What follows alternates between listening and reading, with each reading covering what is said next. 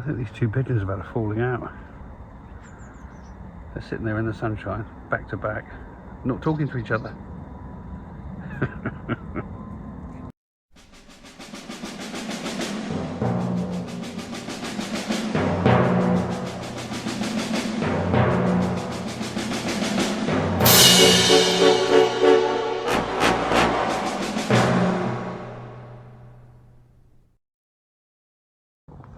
Well, good morning and welcome to another week of probably early morning walks as we're back in the, well, high temperatures for the UK anyway. We're back in the top 20s, early 30s again this week.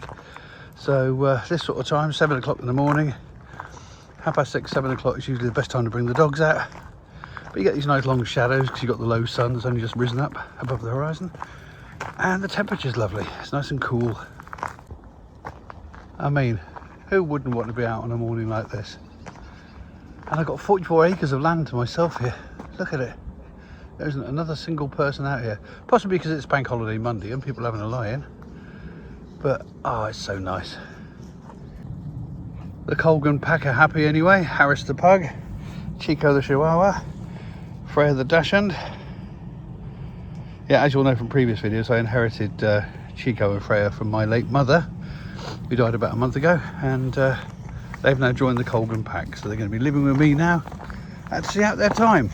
But they love coming over the fields every day, so I don't think they're seeing it as too much of a hardship.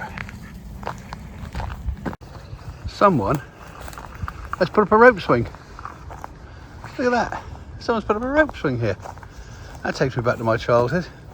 Do you know, see, I don't mind seeing things like this because it means kids are out playing, doing things, getting physical exercise, fresh air. Much better than sitting at home on screens. So, well done everyone. What does it say on there? Do not destroy. This took ages. This is the time of year that I start looking for some half decent edible fungi. You know, chicken of the woods, puffballs, all that sort of thing. I've seen nothing so far this year. I think it's because this part of the UK in the southeast, we've had no appreciable rain for about 4 months. Everything's so dry and fungi need at least some water to get them going. Bless them. So I'll keep my eyes open, and if I spot anything, I'll put it on these videos. But at the moment, there's just nothing. And look, there's a yew tree here. Now, every part of the yew tree is deadly poisonous, except for the little red cups here, which are called arils. They're not berries, they're called arils. They're little red cups, and they've got a seed inside. The seed, if you eat it and it breaks or you chew it, will poison you, and you'll be quite poorly, possibly even die. But the actual red flesh part is edible and tastes a bit like a not very good grape. Is it worth the risk? Only if you're an experienced forager. Do you know what? This is a good start to the week.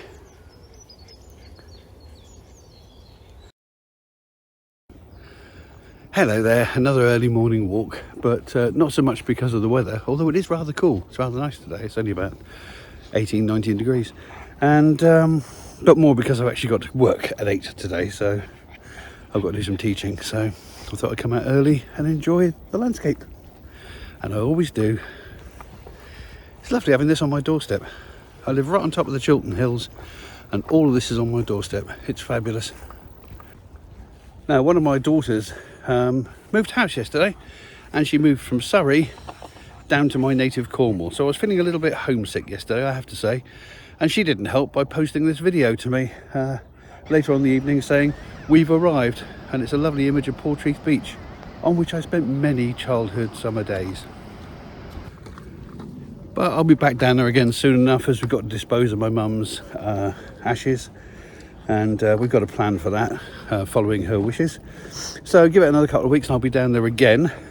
And on the subject of mum, I just thought I'd share a couple of little snippets of video of things that we found, me and my brothers found when we were starting to sort out our house and get things all ready for the solicitor for probate and all that sort of thing.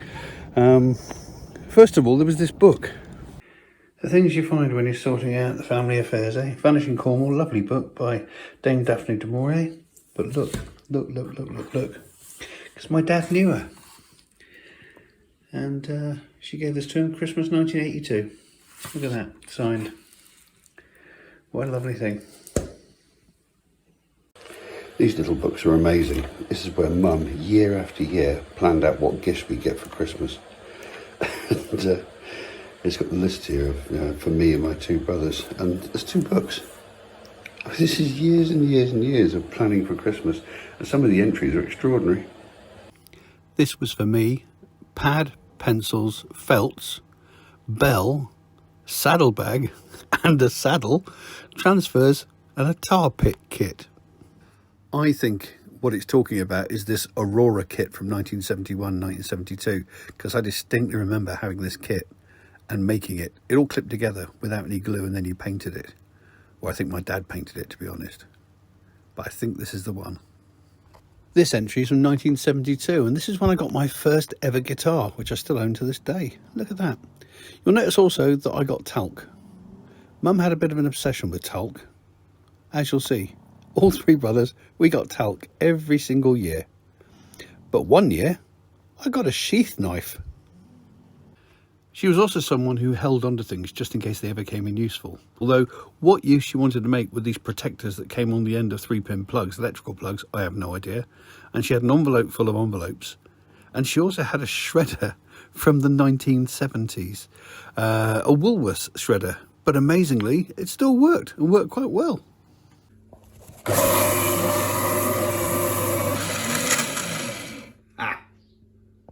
See what it says on the broom here? There's something written on it, hang on. Where is it? I saw some, oh there it is, yeah. There we are, Meg's bike. Keep off. Yeah. Well, been to see the funeral directors today, been to see the solicitors today, so now having a very nice clotted cream ice cream, with a flake in it of course, by the boating lake in Helston. I'm chilling out. Yes, it was nice to go down and sit by the boating lake in Helston. I spent many happy hours messing around on boats when I was a boy, when I wasn't at the beach. So there you go, a little trip to Cornwall. Morning all, another cooler day today. Mind you, the day started with the most spectacular sunrise. Look at these photographs taken from my front door. Aren't they amazing? Although of course, red sky in the morning, sailor's warning, red sky at night, shepherd's delight and all that sort of thing. But yeah, we might actually get a little bit of rain today, which is no bad thing, because we've had hardly any for about 4 months. So we'll wait and see what happens.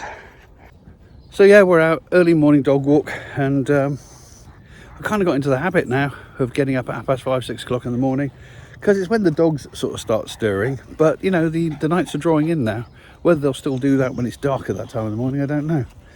It'll be nice to have a bit of a lie-in, but who knows, I haven't had a lie-in for about 30 years. Nice to see the sheep and the alpacas out in the fields again. They haven't been out for a while because basically there were a few dog attacks, so while the lambs were growing up, they were just basically taken in towards the farm in a more controlled environment. But now they're out in the fields again, and it's an absolute joy to see them. One of the other things that turned up when I was going through Mum's possessions and sorting out, you know, which of the 3 brothers were going to have what and who's going to do this, and obviously acceding to her wishes as she laid down her will, but I found this little book. Now, there's an interesting story to this. My mum grew up on a farm in a place called Toodle near Saltash in Cornwall, and during the Second World War, a lot of children who lived in cities that were likely to be the targets of German bombing were evacuated to the countryside. Now, a lot of children were sent down to Cornwall, Devon, a lot of the West Country places that weren't likely to attract the attentions of the Luftwaffe. So lots and lots of children came down on the train from London to Cornwall, and then what happened was people who were willing to take these children on board chose which kids they were going to have. Now, as it happens, 3 brothers came down from London to Saltash and absolutely refused to be separated, and who can blame them? I mean, after all, they were all each other had. And I really can't blame them for wanting to stay together. But not many households could take on 3 children. So it just so happened that my mum's dad and her grandparents lived on a multi-generational farm, and they said, we got loads of rooms, loads of bedrooms, we'll take all 3. And so these 3 boys kind of became my mum's extra brothers for the duration of the war. This is the book, and it was written by a chap called Vic Cummings. and it tells the story of how he and his brothers, Les and Ern, were basically taken to Paddington Station, put on a train and sent down to Cornwall, where they met this family. Joan, Brian, Fred and Margaret Dorr. That's my grandparents, my mum and my late uncle. There's also my Aunt Bertha and her husband Arnold, and then there's other members here, and then right at the front there's my grandfather, my great-grandfather and Granny at the front. It was a multi-generational farm, 3 generations living and working there, and the 3 boys came to join it. But here's the thing, my mum always used to tell me that her father gave up farming because he made a bit of money by inventing the Muckspreader, and I never believed it. I also never believed it when my grandfather used to tell me that he shot down a German bomber. He said that, oh yes, we had low-flying bombers come over the farm trying to hide basically from spotters on the ground so that they could then go over and bomb the shipyards at Plymouth. Oh yes, he said, you know, I was out on the fields and I heard the roar of this engine, and I knew from the sound of the engine it wasn't a British aircraft, so I had my shotgun with me. So basically, as it flew over, I put 2 barrels into it and it started smoking. And he claimed to the day he died he shot down this German bomber. Well, I never believed a word of any of this until I found this document in my mum's belongings. And there it is, as it says in the caption, Les and Fred, my granddad, with the prototype dung spreader, the device my granddad invented and sold the patent for, and as a result of which gave up the farm, bought himself a nice townhouse and a cravat, and became quite the man about town. But yeah, amazing. And here's the story. Sometimes a bombing raid would occur during the daytime. If you want to read it, do pause the screen at the moment. But there we are, there's the story of him shooting at this German bomber. I thought it was a shotgun, it's not, it was a .22 rifle, which makes it even more unlikely that he shot it down. But nevertheless, there's the story. So who knows, maybe my granddad got a lucky shot and hit the pilot or something. But whatever the truth, how awful that my grandfather and my mum went to their graves with me thinking that they were telling me porky pies, tall tales. It's quite sad, isn't it? And now the sun's come out just as I'm heading home. Hey Harris? But it just means I'm in for a nice day. And it will get a little bit too hot for the dogs. So I was right to come out when I did. I've just spotted this on this ash tree, which looks a little bit like a letter O, doesn't it? Or a 0, maybe a D, but more like a 0 or an O. And it reminds me that a little while ago, you know, in the early days of this channel, I actually did go out and look for a kind of natural alphabet. I went out looking for things that gave me all the letters of the alphabet. And I think it's worth repeating it here. Enjoy.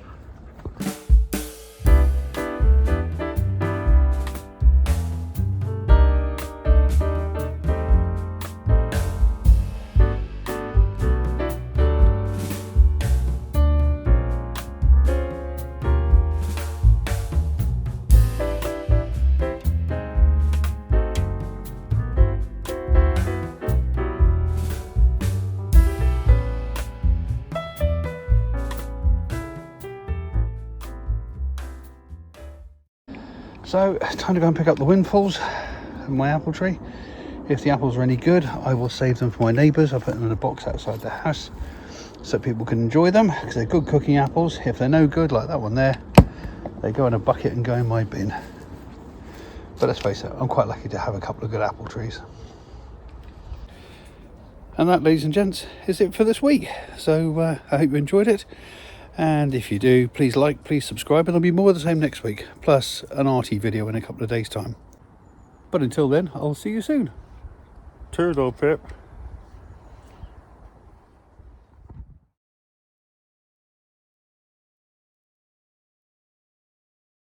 If you've enjoyed this video, then please consider subscribing. Or click on some of these links to look at some of the other videos on the channel. Or press the like button. Or leave a comment. It would be lovely to hear from you. Any combination of those 4 things would be wonderful. Thank you very much.